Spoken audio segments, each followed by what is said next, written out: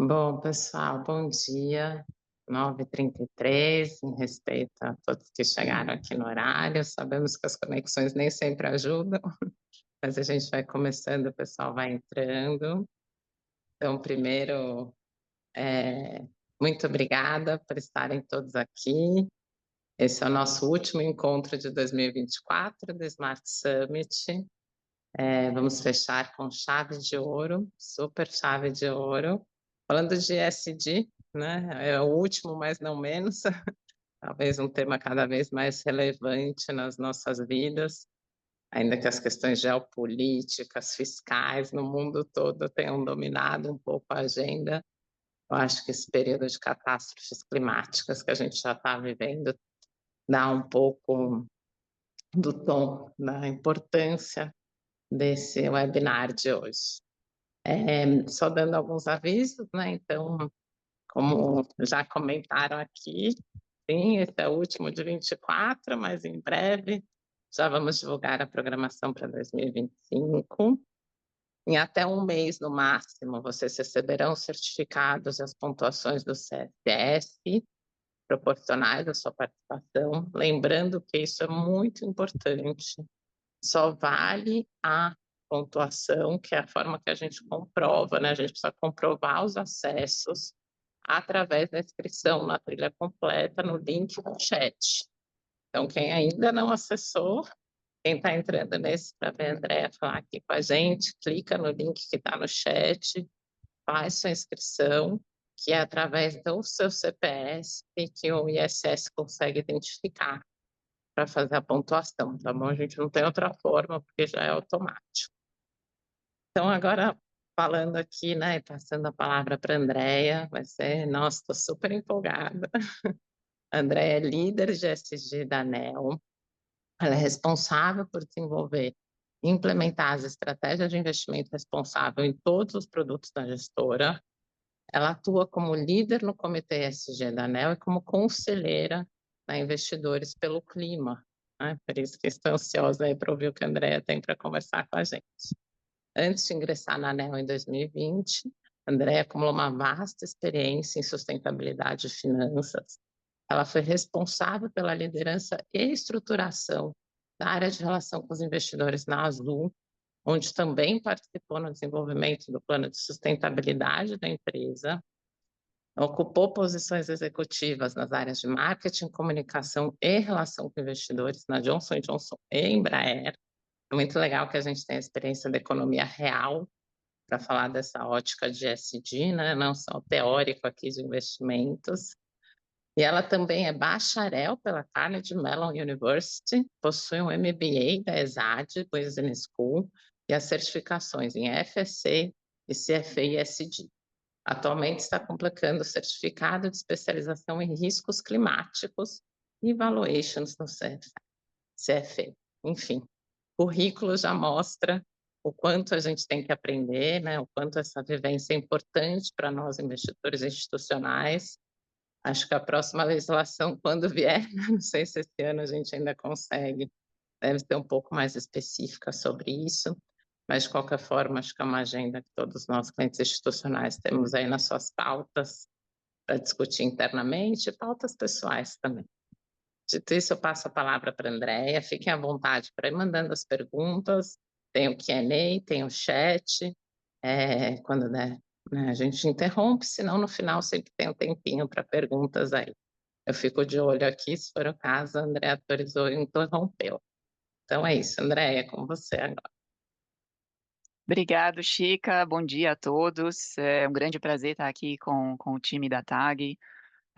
Conforme a Chica mencionou, eu estou na ANEL já faz um pouco mais de 4 anos, responsável pela pauta de sustentabilidade. É um tema muito caro para a ANEL. A gente tem o desafio de integrar o ESG em todas as nossas estratégias. Eu trouxe uma apresentação aqui para falar um pouco desse desafio. Eu acho que é um tema, eu gosto de ser bem realista, é um tema que muitas vezes é desgastado, é tratado de maneira superficial, e também ele tem a tendência de assumir uma pauta ideológica, né? Então, eu trouxe aqui vários slides, por favor, sintam-se à vontade para interromper, mandar perguntas, A Chica vai ser aqui a minha ajudante para sempre levantar a mão e interromper para fazer as perguntas, porque eu não vou ver. Eu vou entrar no modo apresentação aqui e não vou conseguir enxergar. Deixa eu projetar a nossa apresentação e a gente já começa.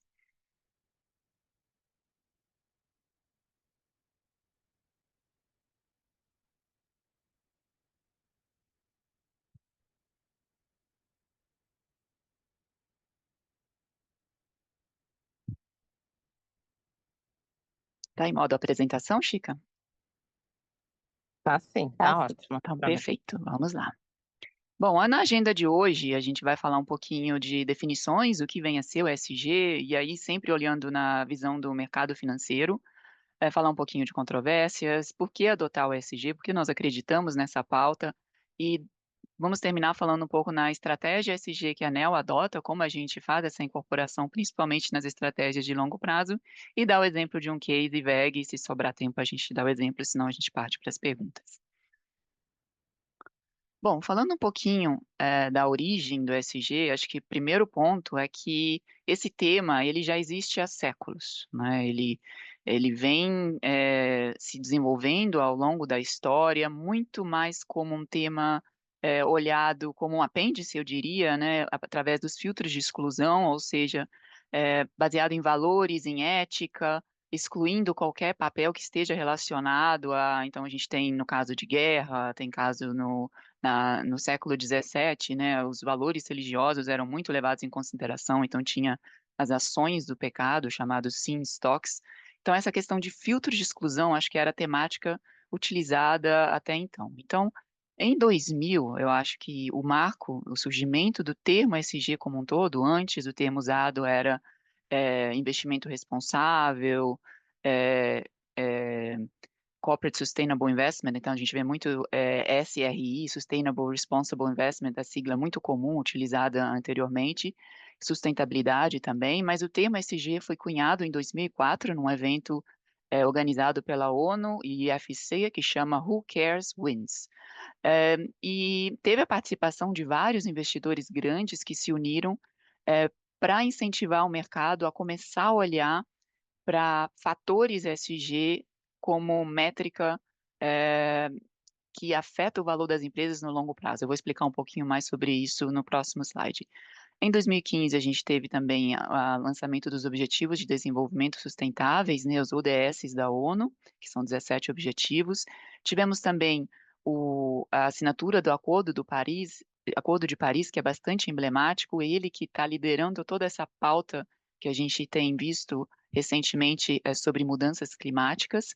E em 2020, eu acho que foi o principal ponto de inflexão na agenda ESG no mundo, né? Acho que as pessoas começaram a entender que tudo está conectado, que é importante sim olhar para fatores não só os financeiros, para o valor das empresas, mas para os riscos que muitas vezes estão relacionados, seja pelo meio ambiente, a sociedade, eh, riscos que a gente não está mapeando, então ter esse olhar muito mais holístico de várias variáveis que em 2020 fez com que a agenda SG aumentasse de uma maneira impressionante. Inclusive, na ANEEL, a gente começou a olhar o SG em 2020 por conta desse despertar, né, que aconteceu na sociedade como um todo sobre a importância para olhar para vários fatores, não só os financeiros, eh, em termos de geração de valor no futuro e até para a nossa sobrevivência, né?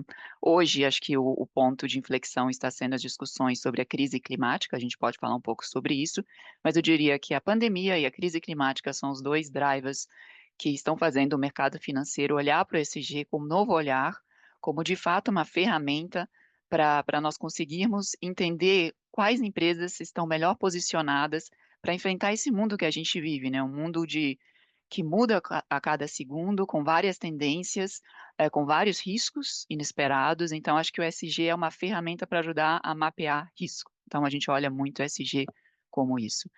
Falando um pouco das empresas, né, esses são os pilares do SG, o ambiental, social, governança, e os temas. Como vocês podem ver pela lista de temas, eles são super abrangentes.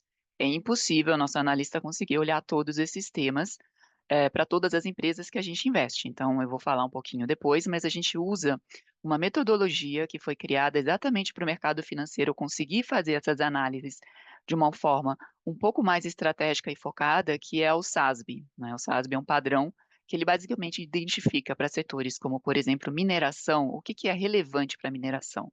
Ah, é toda a questão de gestão ambiental e segurança e saúde no trabalho.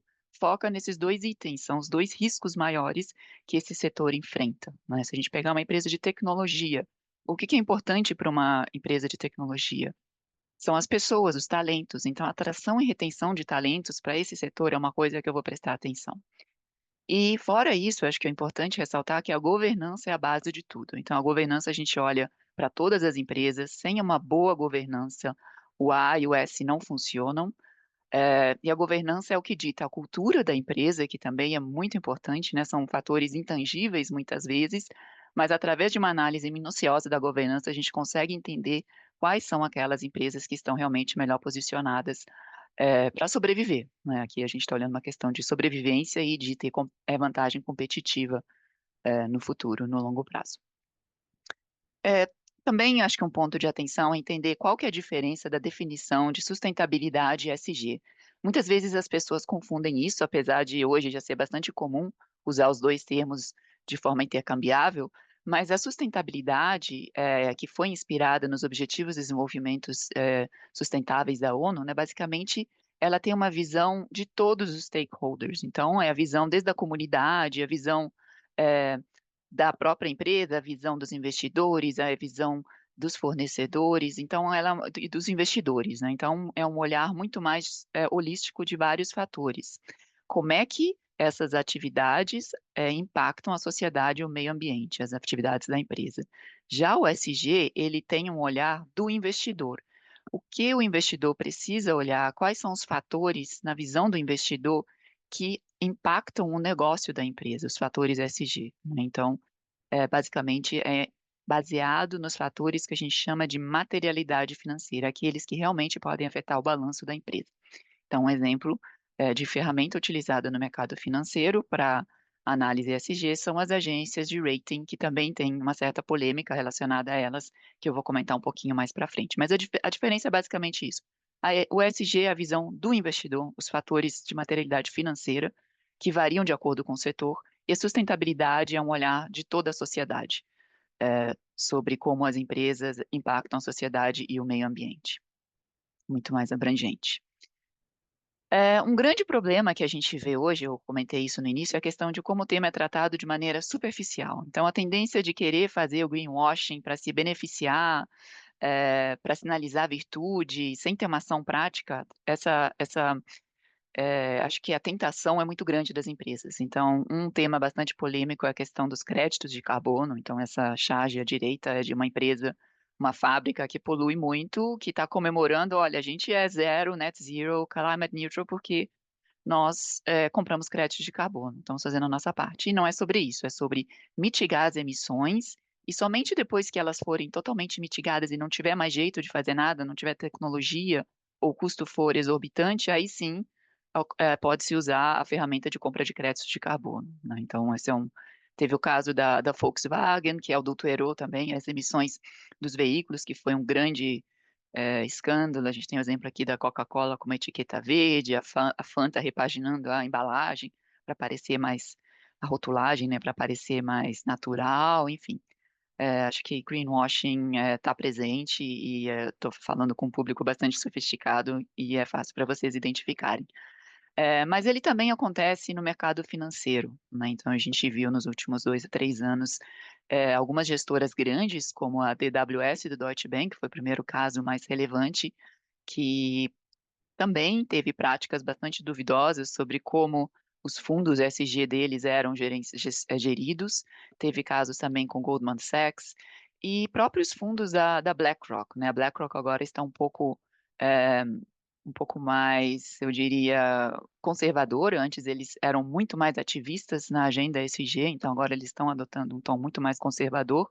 Mas esse exemplo aqui é um fundo da BlackRock, que simplesmente mudou de nome, eles colocaram ESG no nome, mas olhando a composição da carteira, ela é idêntica, inclusive tem empresa no setor de petróleo, né? E na descrição do objetivo do fundo colocam empresas com um impacto positivo ambiental, social e de governança, sem entrar no detalhe o que isso quer dizer. Então, a gente vê que realmente eh, essa questão do ESG, pela falta de uma regulação mais criteriosa, de existir uma taxonomia para identificar quais empresas de fato são sustentáveis e não, e pela diversa assim, amplitude de metodologias de se fazer uma análise ESG, hoje não existe um padrão, é muito subjetivo, cria esse tipo de risco que a gente tem visto de greenwashing. Além disso, o ESG vem sido muito criticado, principalmente nos Estados Unidos, né? Então a gente tem os republicanos que são completamente contra o ESG.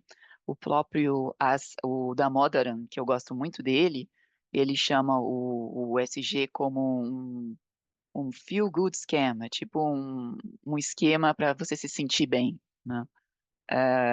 E isso acontece muito por conta da contaminação dessa visão ideológica que puxa o ESG, que chama o ESG como uma pauta que promove agendas como woke, agendas que não são muito, talvez, racionais para as empresas, que assim, traz uma certa distorção sobre o que de fato o mercado financeiro deveria estar considerando para fazer uma análise de ESG de uma maneira séria, que de fato contribua para que ocorra uma redução de risco e que os investidores consigam identificar oportunidades de investimento.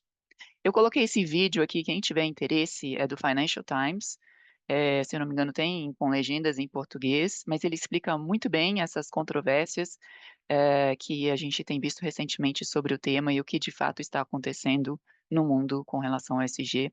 Mas, de uma maneira resumida, a Europa continua sendo hoje o mercado mais avançado. Hoje, mais de 50% dos fundos na Europa são fundos ESG ou relacionados, e nos Estados Unidos a pauta é muito mais pragmática. Lá eles têm fundos temáticos, ou seja, como exemplo, fundo climático, fundo de energia renovável, então eles estão migrando para essa pauta de ser um pouco mais objetivo. O que quer dizer ESG? Em vez de falar ESG, eles falam energia renovável, eles falam agricultura regenerativa, então eles vão no tópico específico para não existir mais dúvida sobre o que de fato quer dizer ESG.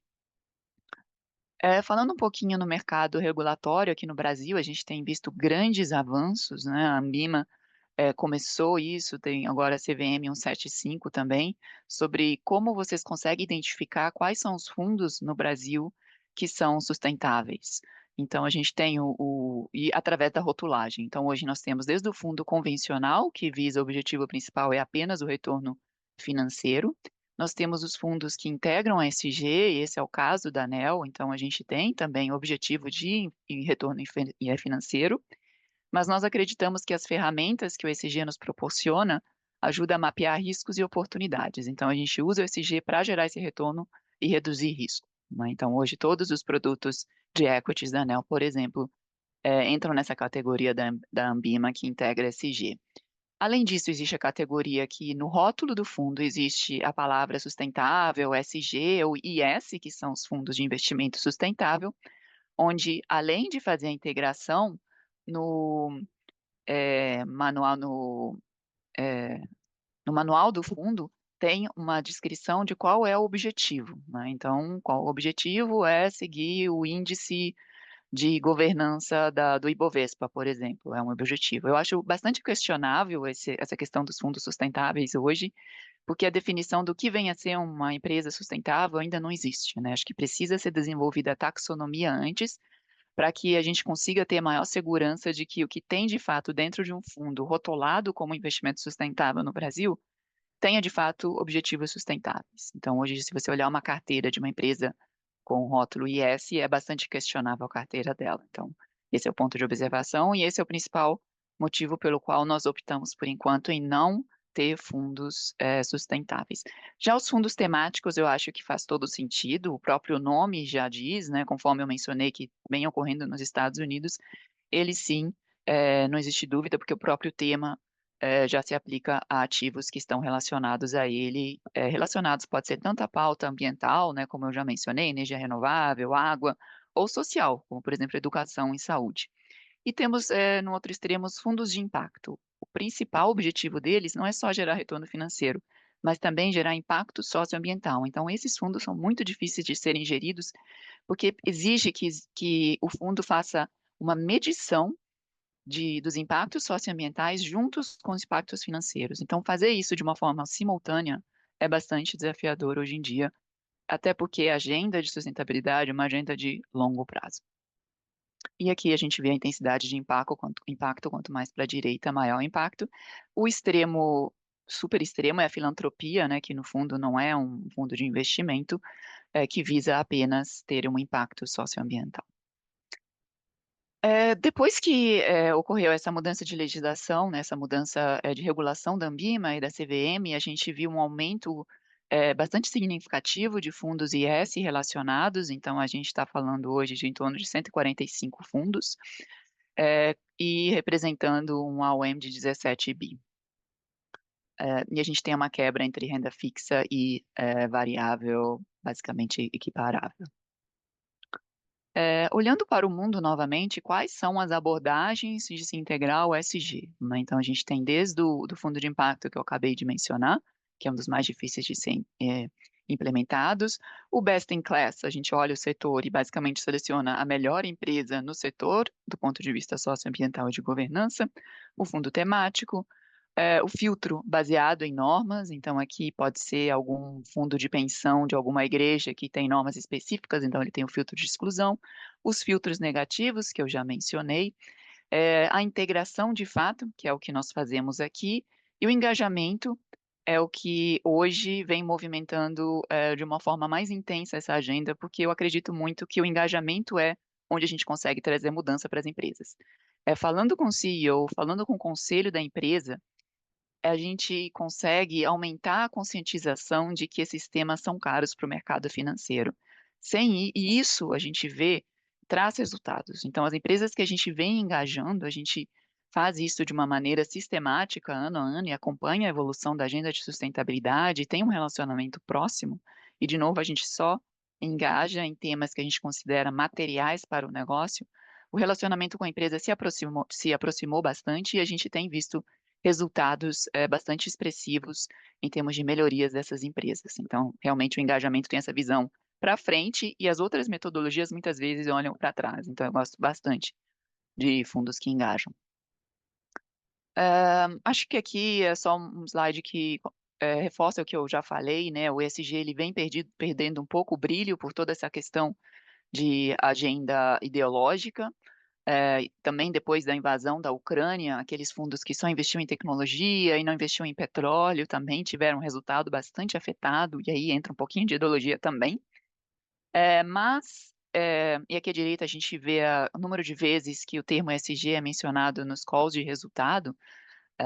Então, ele diminuiu, mas ainda está um pouco acima do padrão pré-pandemia. Então, a gente vê que as empresas, pelo menos as empresas que nós investimos, elas continuam atuando, mas elas estão um pouco mais silenciosas, não estão fazendo tanto barulho, o que é positivo, né? Porque elas estão fazendo menos greenwashing e, de fato, implementando planos de ação. Bom, dito tudo isso, vamos entrar agora para a segunda parte, que é por que nós adotamos o ESG, né? Eu acho que já ficou um pouco claro que é um dever fiduciário. Toda vez que a gente olha risco e oportunidade, é o nosso dever perante os nossos investidores fazer esse dever de casa, né? Então, nesse gráfico à direita, é um relatório da Ocean Tomo, publicado em 2021, e eles atualizam ele anualmente.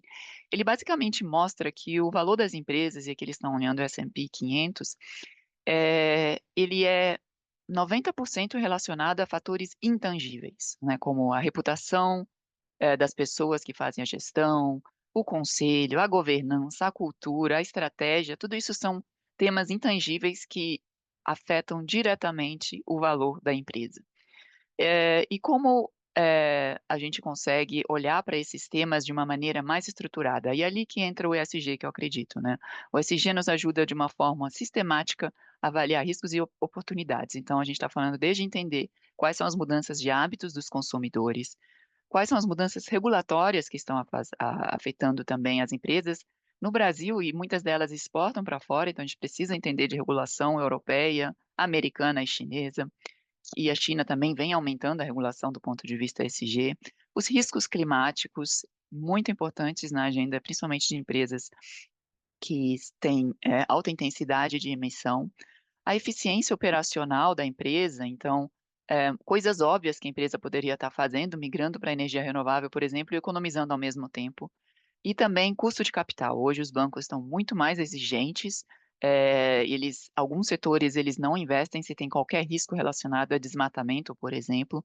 Então, quanto mais engajada a empresa estiver na agenda de sustentabilidade, mais fácil é para ela emitir um green bond ou até mesmo conseguir condições mais favoráveis de empréstimo. E, além disso, acho que um ponto fundamental é a capacidade de atrair e reter talentos. Então, aqui da ANEL, sempre quando nós falamos nosso compromisso com a sustentabilidade, a gente vê que os jovens, principalmente estagiários, dá um brilho no olho deles, eles gostam bastante desse tema. Então, cada vez assumindo maior relevância na força de trabalho. Além disso, tem várias pesquisas, então esse é um estudo, mais de 2.000 estudos compilados, que comprovam que existe uma correlação positiva entre o ESG e o desempenho financeiro. De novo, o grande lance aqui é que existe uma correlação positiva, não necessariamente uma causalidade. A causalidade é muito difícil de se comprovar, eu não vi nenhum estudo que comprova isso ainda, exatamente porque o valor de uma empresa é definido por vários fatores, né? Então, essa pauta é apenas um dos fatores. E um outro estudo que eu gosto de falar, de mostrar bastante, esse do Harvard Business Review, à direita, que foi publicado basicamente analisando o desempenho de empresas, mas olhando para temas relevantes, materiais, aquela questão da materialidade financeira que eu mencionei no início, né? Então, ele faz essa segregação. Então, aquelas que têm um desempenho alto, que é esse quadrante destacado em temas materiais, elas conseguem ter um retorno bem maior do que aquelas que têm um desempenho alto em temas imateriais, que é esse 0,6. Então, de fato, focar naquilo que é importante, que é 2 a 3 temas para a empresa, é o que traz resultados no longo prazo. Além disso, a gente tem visto as empresas melhorando o desempenho em fatores ESG depois da pandemia. Então, essa é uma pesquisa que eu peguei de um relatório do Goldman Sachs, que mostra que os fatores como intensidade da energia vem diminuindo, aumento de energia renovável, emissões de gás carbônico vem diminuindo, número de mulheres na liderança aumentando, incentivos ESG, ou seja, remuneração atrelada a métricas ESG, tem aumentado, e também o consumo de intensidade de água também vem reduzindo. Então, essa é uma pesquisa que o Goldman Sachs fez com todas as empresas sob cobertura deles. A mesma coisa com relação a desempenho financeiro, essa linha verde escura, aquelas empresas que tiveram melhor desempenho financeiro também são aquelas que tiveram melhor desempenho ESG em linha com aquela pesquisa que eu mostrei anteriormente. Um outro tema, um outro ponto bastante relevante é a questão da transferência de riqueza que está acontecendo entre as gerações, né? Então, nós temos a geração dos baby boomers passando para a geração X, que é a minha, que já tem uma certa conscientização, e aí sem falar os mais novos, né? Que aí a gente tem a geração Z, os millennials também já têm muita consciência sobre isso, e eles estão muito mais propensos a investir em empresas que de fato contribuam para o meio ambiente e a sociedade. Então, esse é um tema também para nós que estamos no mercado financeiro, para a gente ficar no radar, que as próprias pessoas estão cada vez mais comprometidas com essa causa. A pressão regulatória também vem se intensificando, então nós temos na Europa, que hoje é o padrão mais regulado, é o mercado mais regulado, então, tem a obrigatoriedade de todos os fundos de fazer um reporte ESG, os códigos de engajamento com as empresas, existe a classificação de produtos financeiros, bastante rigorosa, a própria taxonomia, tem processos bem definidos, tanto de reporte como de integração, e eles também seguem o padrão internacional de reporte SSB, se comprometeram com isso, algo que o Brasil também vai fazer. No Brasil, eu acho que o Brasil também tem surpreendido nessa agenda, como eu mencionei, né, a própria Anbima CVM do nosso lado, mas temos o Abacen, SUSEP também muito ativos nessa questão de reporte de bancos e seguradoras. Temos também a questão da taxonomia brasileira em desenvolvimento de uma maneira bem acelerada, então ela está sob consulta pública agora. E recentemente tivemos a aprovação da Câmara e do Senado do mercado regulado de carbono. lembrando que na Europa esse mercado já existe desde 2005, então a gente está um pouco atrasado, mas no longo prazo, apesar de todos os jabutis, né, embutidos nessa legislação que foi aprovada, é um fator bastante positivo para o Brasil em termos de posicionamento na agenda. Entrando um pouquinho na ANEEL, eu acho que é interessante olhar como a gente faz essa integração, não só nos nossos investimentos, mas também como os clientes, como a gente está fazendo aqui. A gente tem essa pauta de conversar com todos os nossos clientes, aumentar a conscientização, estar à disposição para fazer education, para compartilhar conhecimento. Então, essa troca é muito importante. E dentro de casa, né? Então, a gente tem aqui hoje um time de gente, a gente tem um plano de carreira bem definido, a gente está fazendo agora avaliação de 360 graus, PDIs, então a gente de fato funciona como uma empresa,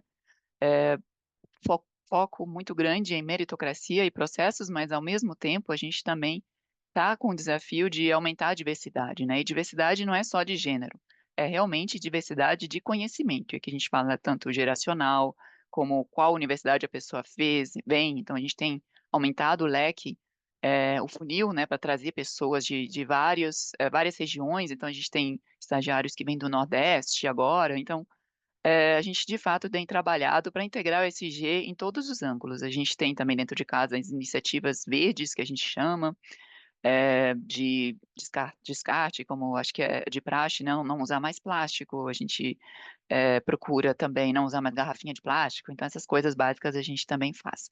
Tudo tem que estar alinhado com os nossos valores. Lembra que no início eu falei que a gente olha a cultura, valores das empresas, a governança, tudo está interligado, senão não funciona, não tem como segmentar o ESG, então tem que ter esse alinhamento com valor. A gente tem muito foco de gerar retorno com preservação de capital, então essa coisa de monitorar risco está muito atrelado ao ESG, e também a gente acredita que a gente consegue gerar impacto positivo no mundo, tanto nas iniciativas dentro de casa, a gente também tem iniciativas de filantropia, como nas iniciativas que a gente faz junto às empresas de engajamento para conscientizá-las também. Nós desenvolvemos um plano estratégico ESG, foi em 2020, a gente contratou uma consultora que tem mais de 20 anos de experiência, ela veio da McKinsey e ela desenhou esse plano. E o ESG, como eu digo, é uma jornada, né? Não é algo estático, que está em constante evolução.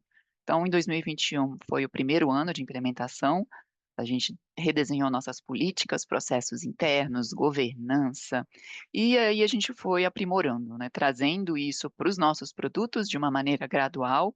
E 2023 a gente já atingiu um nível maior de alinhamento, trazendo uma unificação de processos e de sistemas, e treinamento de todos os nossos analistas sobre esse tema.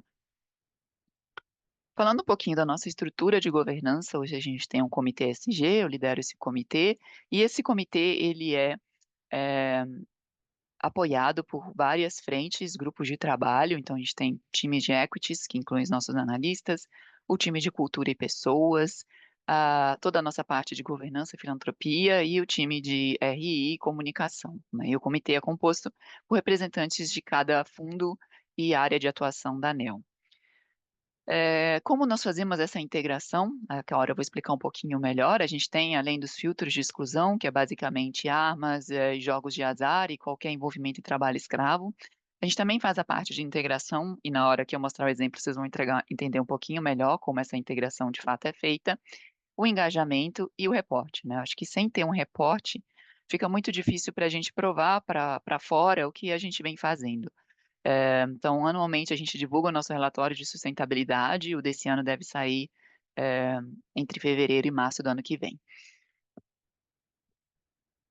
Falando um pouquinho das iniciativas dentro de casa, então a gente tem as certificações, treinamentos, então eu treino as pessoas e temos também palestras que a gente chama de Neo ESG Insights, onde a gente traz pessoas engajadas com a pauta para falar com o nosso time, né? Então, eletrificação, a gente trouxe alguém do BYD, a gente trouxe recentemente um economista para falar de mudanças climáticas e o impacto na economia brasileira. Então, são vários temas que a gente vem trazendo, a gente trouxe economia circular, então são temas que as pessoas gostam e é uma forma de engajar as pessoas de uma forma mais lúdica com relação ao tema do ESG. Além disso, a gente mensura as emissões operacionais da ANEEL, então, olhando aqui só para o escritório, o escopo 1, que são as emissões diretas, e o escopo 2, que é a eletricidade que a gente compra, e as emissões indiretas, que são o escopo 3, a gente mensura basicamente os deslocamentos, as entregas e os resíduos. No total, a gente está falando algo em torno de 31 toneladas de carbono que a ANEEL operacional como grupo emite. É muito pouco, né? A gente neutraliza, compra créditos de carbono, mais por uma questão de dar um exemplo, mas o impacto é bem baixo. Onde nós emitimos mais, onde o escopo 3 é mais relevante para o mercado financeiro, para qualquer fundo, são as que a gente chama de emissões financiadas. Então, aqui a gente está falando de 31 toneladas, e as emissões financiadas, que são as que a gente mensura para os nossos produtos. Então, por exemplo, o Neonavitas, ele teve emissões financiadas de 2.000 toneladas, bem mais das 31 da NEL, né? Então, aqui é onde está a nossa oportunidade de entender onde estão os riscos relacionados aqui a mudanças climáticas. Então, a gente faz essa mensuração anual dos nossos fundos, tanto o Neo Future, o Private Equity, o Neo Navitas, e faz uma comparação com o ISE e o Ibovespa, e vocês conseguem ver que as nossas emissões têm sido muito menores, e é uma questão de estratégia, né? A gente não investe muito em commodity, a gente não investe muito em setores cíclicos, e carbono intensivos, então isso contribui um pouco para esse perfil de carbono dos nossos fundos. Nós não temos meta de reduzir as emissões, mas essa é uma maneira que a gente entende de acompanhar o risco climático que a gente poderia vir a ter dos nossos fundos. Falando um pouquinho do processo de análise, isso é entrando um pouco na integração, né? Então, a gente tem um pipeline de empresas que a gente considera no nosso universo de investimento. Todas elas passam por um processo de análise de controvérsia. E o que é controvérsia? É envolvimento em corrupção. Então, a gente olha muito quem é o conselho, quem são os conselheiros, qual é o time de gestão, se teve algum escândalo ambiental ou social relevante, envolvimento e corrupção, tudo isso é olhado na análise de controvérsia. E, além disso, a gente faz o check dos filtros negativos.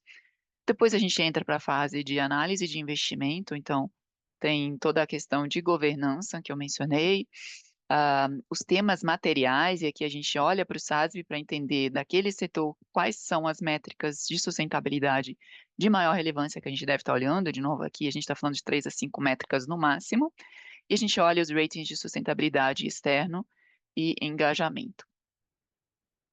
Além disso, a gente, na fase de investimento, quando necessário, principalmente para o private equity, que são empresas de capital fechado, a gente contrata uma consultoria externa, a gente dá uma nota para as empresas e a gente faz uma agenda, né, de quais são os temas que a gente quer engajar com as empresas nos próximos anos. E ali o processo é contínuo, a gente faz o acompanhamento da nota da empresa ao longo dos anos e a mensuração, o acompanhamento do atingimento dos objetivos de engajamento. De novo, o foco é identificar risco e oportunidade com materialidade financeira. Para os nossos produtos de multimercado, a integração, o processo, ele é diferente. O perfil do produto, né, ele é muito mais voltado para o curto prazo, e a sustentabilidade é uma agenda de longo prazo. Então, a gente acredita muito principalmente no nosso time de economistas. Esse ano foi um ano que as mudanças climáticas tiveram um impacto, né, toda a questão de seca, de inundação no Rio Grande do Sul. Isso acabou afetando a inflação, acabou afetando o risco fiscal do país, né? As despesas aumentaram, não estavam previstas. A parte da seca, a gente está tendo inflação, o preço dos alimentos subindo bastante. Então, essa parte de climática tem afetado, sim, e o nosso time de economistas está acompanhando isso de perto. Eles acompanham todas as variações climáticas, hídricas, o ambiente político e fiscal, que tem a ver com a governança, as crises geopolíticas e as sanitárias que podem vir a acontecer. Então, isso é uma coisa que está mapeado, que eles acompanham de maneira recorrente. Olhando para o nosso time de long e short, também é difícil conversar, porque muitas vezes uma empresa que é muito boa no SG, eles veem uma oportunidade de fazer o short nela, por uma questão do momento financeiro que ela se encontra. Então, para eles, o ESG é uma ferramenta para olhar muito mais os riscos climáticos. Então, muitas empresas no setor de transporte esse ano foram afetadas, seguradoras também. Então, para entender esse tipo de risco que pode vir a acontecer no curto prazo, muito mais risco climático físico. E também tem 2 pessoas no time que são certificadas pelo SASB, que sabem olhar a questão da materialidade de temas sustentáveis com materialidade financeira. Então, eles têm esse conhecimento no time também. Entrando um pouquinho no SASB, só para vocês conhecerem, ele foi criado em 2012 e, basicamente, ele cria vários critérios, eles mapeiam mais de 77 indústrias e, para essas 77 indústrias, eles olham o que de fato é específico por indústria, baseado em evidências, e aqui são evidências que vêm da própria indústria, que vêm do mercado, eles fazem essa coleta, para poder criar o painel de que é realmente um tema de materialidade financeira para aquela indústria. E eu vou dar um exemplo aqui. Essas são as categorias que o SASB criou para mapearmos todas essas indústrias, né? Então, tem o pilar ambiental, o capital social, o capital humano, o modelo de negócios e inovação, e aqui o último é a questão da governança. Temos aqui um exemplo do setor de educação. Para o setor de educação, o SASB aponta apenas esses 3 temas que eu coloquei aqui em destaque. A questão de segurança de dados, estamos lidando com as informações, dados da, dos alunos, né? Então, isso não pode vazar de alguma forma. Tem toda a questão do bem-estar do cliente, e aqui a métrica de acompanhamento é entender qual é o número de formandos e qual é a taxa de obtenção de emprego. Então, é bastante objetivo. Isso é uma forma do analista entender se aquela instituição de ensino, de fato, se destaca ou não, né? Então, esse é um exemplo de métrica concreta que o SASB traz. E, além disso, as práticas de venda, e aqui entra toda a questão de práticas ilícitas, de rotulagem, de tentar conseguir estudantes sem, de fato, estar entregando um ensino de qualidade. Então, eu acho que dá para vocês entenderem um pouco. Eu coloquei aqui embaixo o link, a gente pode compartilhar a apresentação para quem tiver interesse em olhar o Materiality Finder, onde as 77 indústrias têm esse tipo de mapeamento de métrica e dos temas que são relevantes. E, por fim, eu acho que a gente está dentro do tema, vou trazer do tempo, né, 45 minutos. Vamos olhar um pouquinho para a WEG, que é um case que a gente gosta bastante. Hoje é uma das maiores empresas do Brasil, eles têm mais de 230 bilhões de market cap. É um orgulho nacional, é muito respeitada em termos de governança, a transparência no reporte, a consistência, eles são bastante conservadores, né? Eles preferem prometer menos e entregar mais, então é um case, e o negócio deles está totalmente atrelado à tendência que a gente está vendo hoje de transição para uma economia verde, né? Então, acho que todo mundo aqui deve ler as notícias, todo dia se fala muito no risco climático, na urgência climática, e a WEG está posicionada, é uma oportunidade única. Então, aqui a gente está trazendo um case de oportunidade, não de risco, que tem mais de 4,8 trilhões de dólares mapeados aí nos próximos 5 anos em transição energética, né? Então, eles têm investido em soluções como baterias, armazenamento de energia, energia renovável, então eles participam em energia eólica, eles também estão muito ativos nos carregadores de carro elétrico e também motores de carro elétrico, então eles fazem certas partes, e também modernização de rede elétrica. Esse aqui é uma oportunidade única. Então, só nos Estados Unidos, mais de 70% da rede elétrica nos Estados Unidos, ela vem da década de 50. Então, eles estão tendo muita pressão lá com AI, com inteligência artificial crescendo. O consumo de energia, a demanda está altíssima nos Estados Unidos. Então, tem um grande desafio lá de adequar a rede elétrica, otimizar ela para que essa demanda de energia seja atingida. Então, a WEG vê uma oportunidade única nesse mercado com os transformadores que ela oferece para atualizar essa rede elétrica deles, né? Então, isso tem tudo a ver com a transição energética, com a necessidade de criar ferramentas de aumento de eficiência do uso de energia e também acomodar a demanda crescente de inteligência artificial. Esse é um exemplo do painel de análise de todas as empresas de ações que a gente tem. Então, a gente mapeia o que o SASB disse que é relevante. Então, no caso da WEG, a gente tem a questão da gestão de energia, a, então, utilização de energia renovável sempre que possível, a segurança do produto, então a gente está trabalhando aqui, eles têm grandes investimentos em motores, é a principal unidade de negócio deles. A gestão do ciclo de vida, então aqui é a gestão do ciclo de vida como um todo, desde a cadeia de fornecedores, então eles têm um trabalho intenso de relacionamento com os fornecedores para eles se conscientizarem também e adotarem práticas sustentáveis, né? Então, diminuir o consumo de energia, a matéria-prima utilizada, tudo isso é conversado com a cadeia como um todo e no final do ciclo de vida também fazer toda essa questão de reciclagem, né, de troca de equipamentos. E a questão de ética dos negócios, principalmente quando tem negociações com entidades do governo. À direita, a gente tem o nosso scorecard, onde a gente olha a nota da ANEEL, que vai de 0 a 5. Então, a nota da WEG é 4. E olhando apenas para os temas materiais, então a gente pondera essa nota por tema material, chega a 3,8. A gente também olha agências como a Bloomberg, MSCI, Sustainalytics, que são hoje referências em notas ESG para entender se as notas estão parecidas com a nossa. Então, é um cheque de sanidade que a gente faz. Nós somos também integrantes do CDP, que é um grande banco de dados sobre informações climáticas das empresas. Então, eles têm uma nota muito boa, ou A menos. E a gente também acompanha se a empresa faz parte do ISE ou não. Fora isso, tem a nossa pauta de engajamento, então os temas que a gente tem conversado com eles é entender os riscos e oportunidades na cadeia de valor como um todo.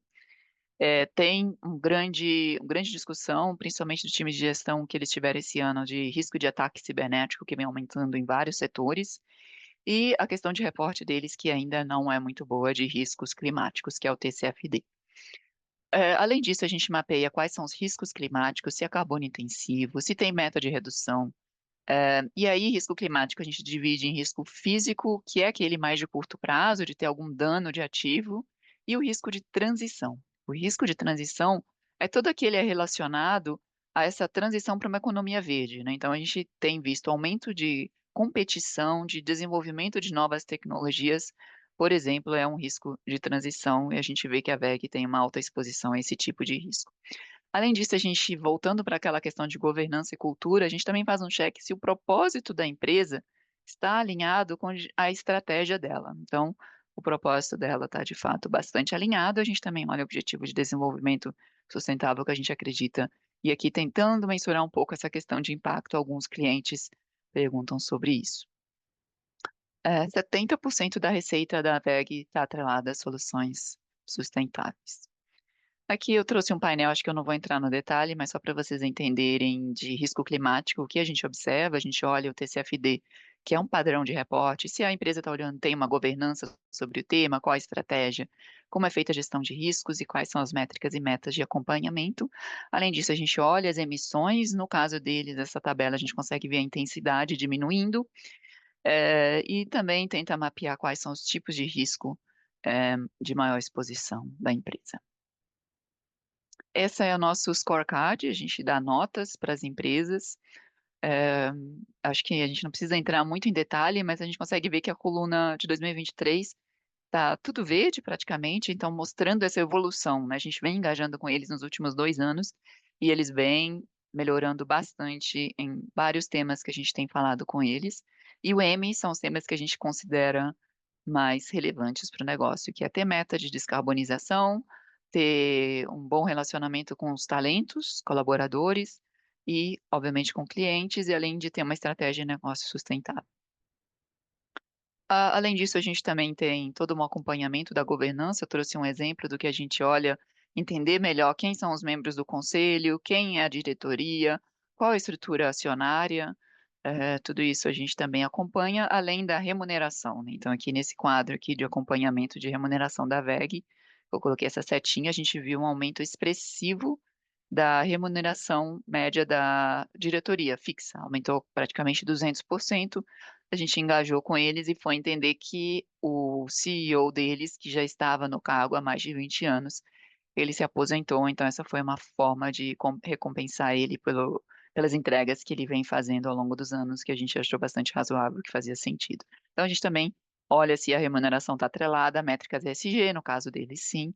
Então é só trazendo um exemplo para vocês. Bom, concluindo, né, qual que é a nossa visão como gestora? Então, a gente acredita muito que a sustentabilidade precisa ser incorporada nos valores, na estratégia da nossa gestora, indo muito além só de produtos. A gente tem a intenção de oferecer produtos não só com integração, mas também com temática ESG em diferentes classes de ativos. Essa é uma visão de longo prazo. Obviamente, atualmente o mercado está um pouco complicado, infelizmente, e também queremos ser reconhecidos no mercado pelas nossas práticas de investimento responsável. Eu coloquei aqui os últimos relatórios que a gente publicou. Quem tiver interesse, está à disposição lá no nosso site. Bom, gente, era isso que eu tinha para vocês, e agora a gente pode abrir para perguntas e respostas. Muito bom, André. Acho que vai ficar melhor assim. Ótimo, assim fica mais legal. Teve algumas perguntinhas aqui, que eu não fui falando porque achei que valia a pena a gente parar no final e conversar com mais calma. Acho que a principal delas, né, você mencionou, mas eu falei, não, deixa para o final para a gente fazer um sum up, que talvez seja mais importante, que é como reconhecer, né, um investimento, se ele é realmente ESG, se ele realmente está endereçando as questões corretas, né, como a gente filtra, e usando o termo aqui, tira o greenwashing, né, como se fala, como a gente tira as questões de marketing, de imagem, é muito fácil a gente cair nesse lugar. Então, eu sei que você foi falando ao longo do tempo, já estão chegando aqui muitos elogios na apresentação, mas Tá acho bom. que vale a gente fazer um recap desse assunto. Sim. E é um assunto que tira o meu sono, porque eu não gosto de greenwashing. Eu venho da economia real, como você disse, de empresas, então eu entendo como as empresas funcionam. E eu acho que muitas vezes o tema ESG, ele é muito debatido e é algo muito óbvio. Eu acho que todas as empresas precisam cuidar dos seus talentos, precisam ter uma boa governança. A gente sabe o que precisa acontecer para o negócio de fato fazer o que é certo, né? Mas a gente não tem uma metodologia para fazer esse cheque. Então, trazendo essas ferramentas aqui, os nossos analistas conseguem ter uma metodologia de cheque.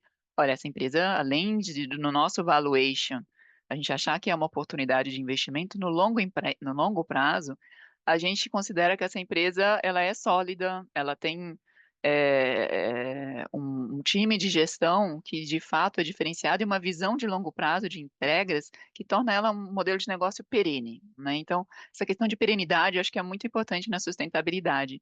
Mas, de fato, no curto prazo, na realidade brasileira, a gente olhar um fundo que tem o nome SG e de fato é ESG ou não, eu acho muito difícil para a gente conseguir fazer essa distinção. Precisa conhecer quem é o gestor, precisa entender qual é a estratégia ESG dela. A gente vê naqueles 150 fundos que eu mostrei, a maioria só segue um índice. Então, o índice de governança do Brasil, do Ibovespa, né? O IGC X. Ele tem Petro, tem Vale, então, pelo fato de estar no novo mercado, já entra no índice. Então, e o número de ativos que a gente tem no Brasil é muito restrito. Então, construir uma carteira SG de fato é bastante complicado. Então, eu vivo falando com o nosso time de gestão, vamos fazer um produto de ESG, mas qual é o ativo que a gente pode colocar, né? Qual a flexibilidade que a gente tem? Tem poucos ativos. Daria para fazer uma coisa temática, daria também, acho que em private equity tem muitas oportunidades, então ali sim voltando para aquela questão de temático mesmo, né? Mas fora isso, um fundo de ações, olhando para os ativos brasileiros, a carteira ficaria muito pequena se for colocar realmente um fundo com critérios rígidos de sustentabilidade.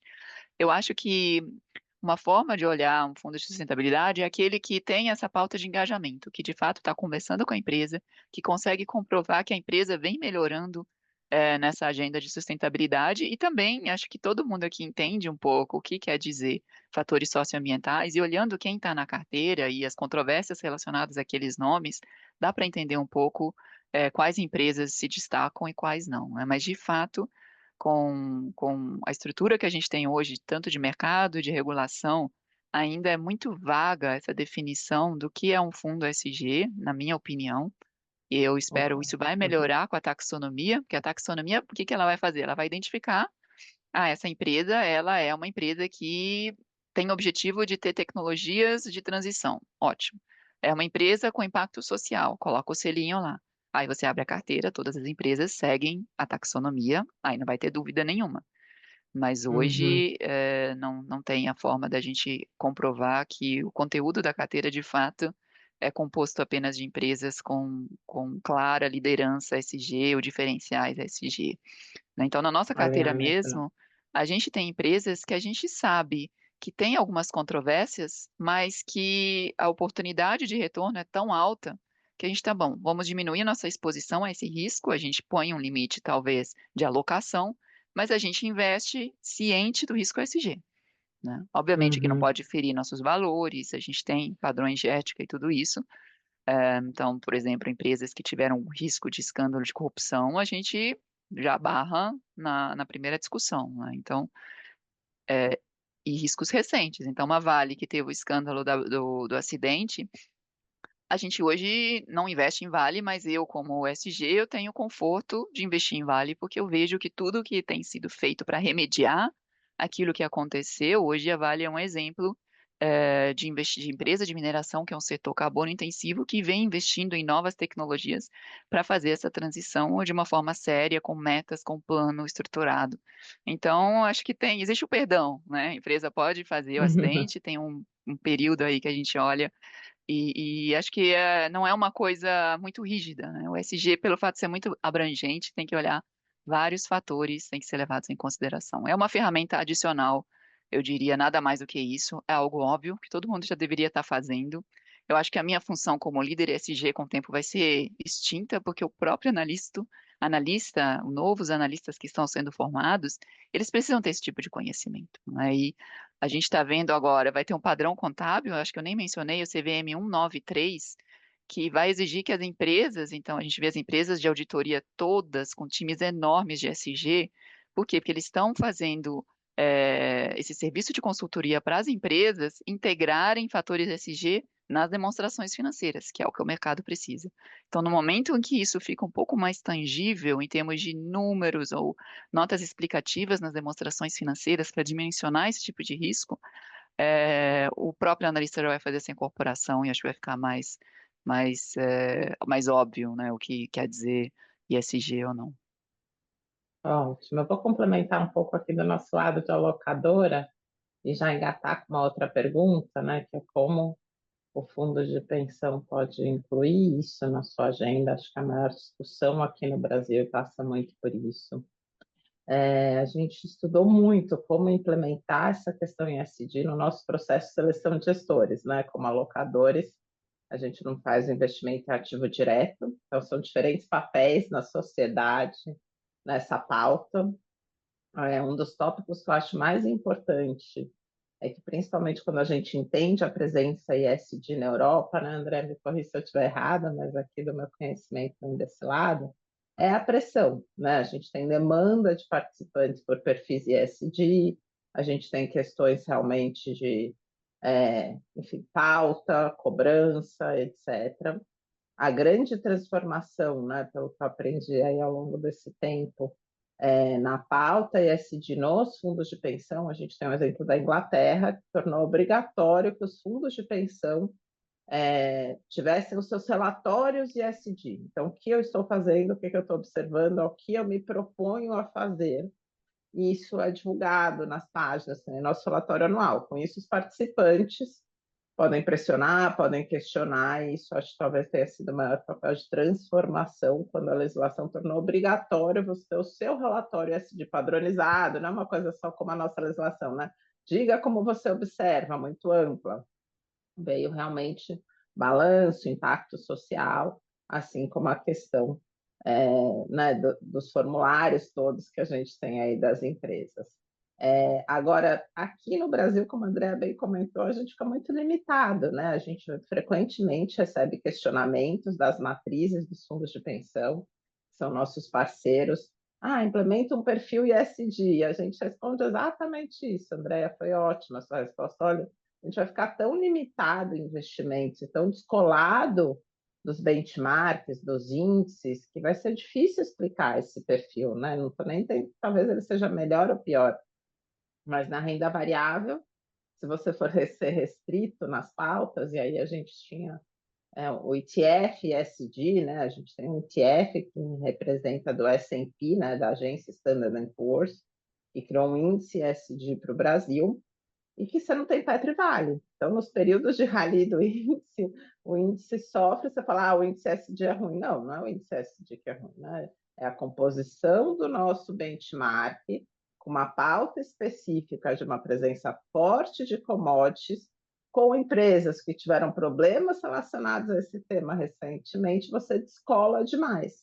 E aí enfraquece a discussão da verdadeira pauta, das questões dos riscos climáticos, etc. Então, acho que aqui no Brasil a gente está muito longe de poder considerar, pelo menos essa é a nossa visão, sempre isso que a gente retorna, realmente um portfólio ESG, que, como a Andrea bem comentou, né, em todas as empresas, todos os investimentos que estão sendo lá dentro, você segue critérios rígidos, de exclusão principalmente, ou o que quer que seja. Mas o que a gente enxerga é essa questão de, enfim, né, observar as questões ESG no seu processo de investimento.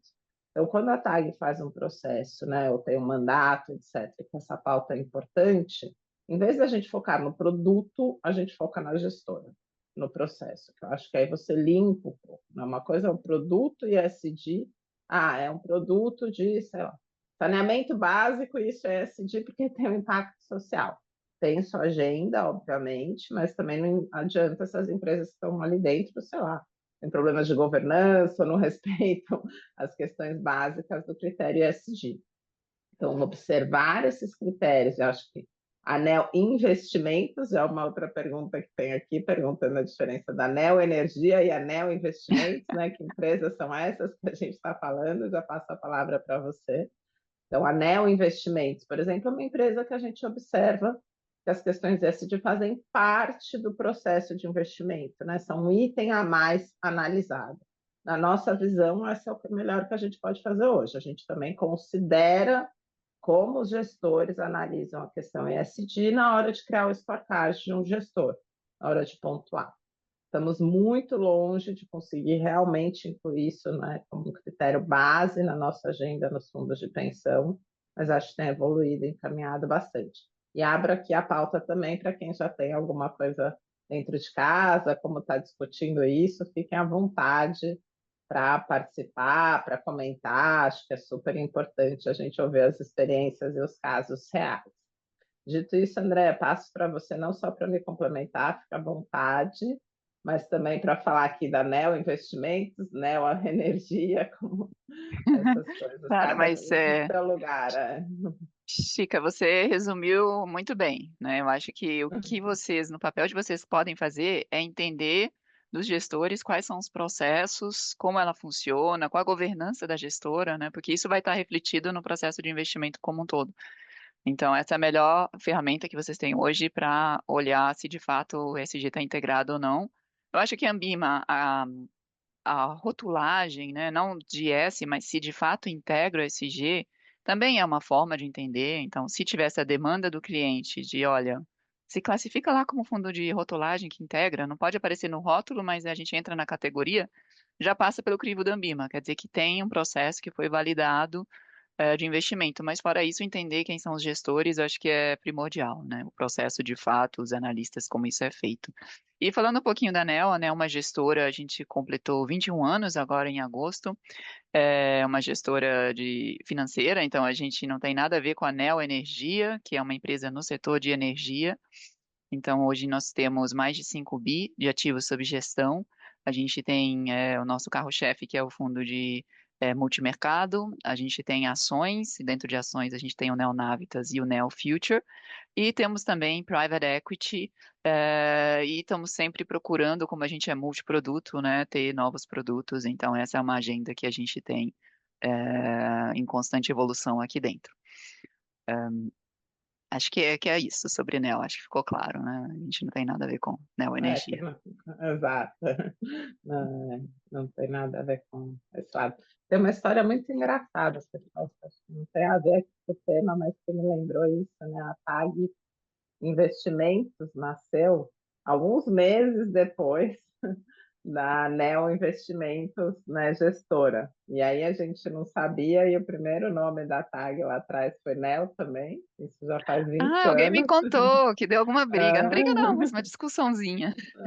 mas chegou no acordo porque já existia, e naquela época não era como hoje, né? 20 anos atrás, você descobre tudo em segundos, mas É, desde ali as empresas se conectaram, estava tudo certo, a gente virou TAG. Para quem não sabe, é transparência, análise e gestão. Então, muita gente me pergunta de onde vem o TAG, foi feito aí depois. E aí, no final, né, essa casualidade acabou fazendo com que as empresas se aproximassem a isso desde os primórdios, já há 20 anos atrás. Então, acho que são muitos neos, mas aqui é uma gestora mesmo, faz parte aqui dos nossos dá fundos trabalho, mas a core gente tem que falar. aprovados. É, é isso. Estou vendo aqui nas perguntas muitos elogios, não só a excelente apresentação, como é importante, né, Obrigada, a gente pessoal. ver esse tema sendo tratado com seriedade, de uma forma objetiva, clara, como reforçando a importância, né, e aqui eu falo muito sobre isso, não só como profissionais, né, não só nessa busca como profissionais, mas como seres humanos também, para integrar essas questões aí no nosso dia a dia.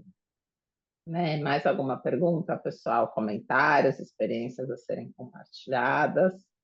Acho que a gente já respondeu aqui a maioria das perguntas.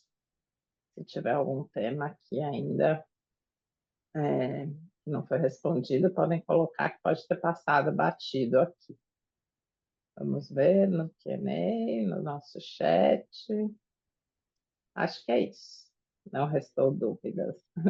Depois a gente disponibiliza para quem participou, está perguntando aqui da apresentação, a gente manda o link do nosso vídeo e está ali na trilha também, de novo, reforçando. Então, muito obrigada. Esse é o nosso último de 24, com chave de ouro, realmente, como eu esperava. Foi uma apresentação incrível. Obrigada para todos que estão conosco aqui na reta final do ano. Sabemos que dezembro é um mês complicado. Não deixem de se inscrever no link oficial que a gente mandou de novo no chat para garantir a questão de pontuação, de receber os arquivos, convites do próximo ano. E é isso, eu acho que a Andréia e a Paola, que está aqui com a gente também, da Neo Investimentos, fiquem à vontade também, se quiserem entrar em contato com elas, podem nos acionar aqui ou direto com a Paola aqui, que é a comercial da Neo, que vai conseguir colocar vocês em contato para saberem mais direto com eles. Sim, gente, Acho tudo que é bem? isso. Obrigado, Francisca. Se quiser passar meus contatos depois para eles. A gente manda aqui no link qualquer coisa junto com a apresentação. Combinado. Obrigada. É Muito isso, obrigada pela pessoal. oportunidade. Feliz ano novo para todo mundo. Nos vemos ano que vem, se Verdade. Deus quiser. Já, feliz ano novo, boas festas e que venha a nossa trilha de 2025. Tchau, tchau, gente. Tchau, Obrigada. gente. Tchau, bom dia.